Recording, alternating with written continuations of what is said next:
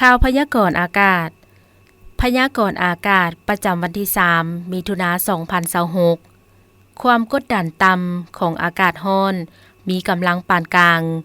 ยังสืบต่อปกคลุมอยู่ทั่วทุกภาคของประเทศลาวสมทบกับกระแสลมตะวันตกเฉียงใต้พัดปกคลุมซึ่งจะเฮ็ดให้อากาศร้อนขึ้นตื่มอีกพร้อมจะมีฝนตกฟ้าห้องฟ้าเลื่อมในระดับคอยหาปานกลางอยู่บางท้องถิ่นพร้อมมีลมพัดแรงเป็นบางโอกาสอยู่ในแต่ละภาคเหนือด้านตะวันออกแขวงพงสาลีอุณหภูมิ18องศาหา29องศา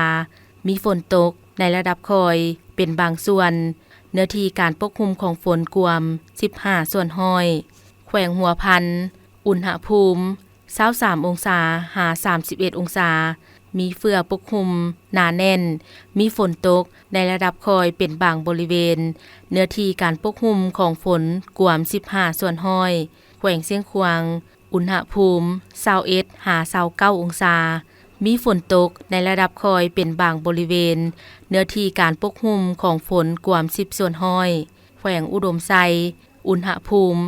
22หา32องศามีเฟือปกคลุมเป็นบางส่วนแขวงบ่อแก้วอุณหภูมิ25หา32องศามีฝนตกในระดับคอยเป็นบางบริเวณเนื้อที่การปกคลุมของฝนกวม50ส่วนห้อยแขวงหลวงน้ำทา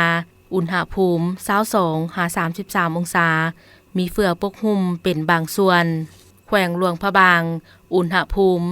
25หา34องศามีเฟือปกคลุมเป็นบางส่วนแขวงไชยบุรี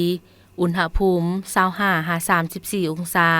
มีเฟือปกคลุมเป็นบางส่วนนครหลวงเวียงจันทน์อุณหภูมิ25หา33องศามีเฟือปกคลุมเป็นบางส่วนมีฝนตกฟ้าห้องฟ้าเลื่อมเนื้อที่การปกคลุมของฝนเท่ากับ40ส่วนห้อยภาคกลางแขวงไชสมบูรณ์อุณหภูมิ21หา30องศามีฝนตกในระดับคอยเป็นบางบริเวณเนื้อที่การปกคลุมของฝนกวม15ส่วนห้อยแขวงเวียงจันทน์อุณหภูมิ26หา33องศามีฝนตกในระดับคอยเป็นบางบริเวณเนื้อที่การปกคลุมของฝนกวม20ส่วนห้อยแขวงบุรีคำไซอุณหภูมิ24หา33องศามีฝนตกฟ้าห้องฟ้าเลื่อมเนื้อที่การปกคลุมของฝนกวม50ส่วนห้อยของภาคแขวงคำมวนอุณหภูมิ23หา33องศามีฝนตกในระดับคอยเนื้อที่การปกคลุมของฝนกวม40ส่วนห้อยแขวงสวรรณเขตอุณหภูมิ28หา33องศามีฝนตกฟ้าห้องฟ้าเลื่อมเนื้อที่การปกคลุมของฝนกวม50ส่วนห้อยของภาคใต้แขวงจำปาสักอุณหภูมิ25หา33องศามีฝนตกฟ้าห้องฟ้าเลื่อมเนื้อที่การปกคลุมของฝนเท่ากับ50ส่วนห้อยของภาคแขวงสารวันอุณหภูมิ26หา32องศามีฝนตกในระดับคอยเนื้อที่การปกคลุมของฝนกวม50ส่วนห้อยของภาคแขวงเซกงอุณหภูมิ26หา33องศา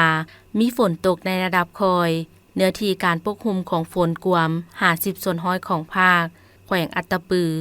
อุณหภูมิ25หา33องศา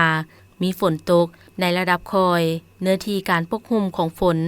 กวม50ส่วนห้อยของภาค